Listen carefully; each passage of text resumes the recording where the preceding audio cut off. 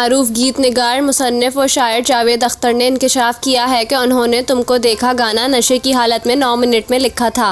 भारतीय मीडिया के मुताबिक बॉलीवुड फिल्मों के लिए गाने लिखने वाले मारूफ गीत निगार जावेद अख्तर ने एक तकरीब से खिताब के दौरान बताया कि उन्होंने चंद मशहूर गाने सिर्फ 10 मिनट से भी कम वक्त में लिखे और उन्होंने पुराने वक्तों का मशहूर तरीन गाना तुमको देखा तो ये ख्याल आया गाना सिर्फ 9 मिनट में लिखा था।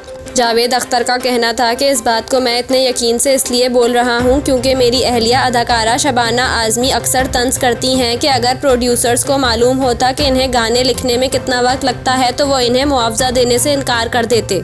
दौरान गुफ्तगू इस गाने से मुताल्लिक किस्सा बताते हुए जावेद अख्तर ने कहा कि भारतीय फिल्म डायरेक्टर यश चोपड़ा के असिस्टेंट ने मेरे पास आकर दरख्वास्त की कि मैं इनकी फिल्म के लिए गाना लिखूं, लेकिन इसके पास पैसे नहीं थे। मैंने गाना लिखने पर हामी भर ली।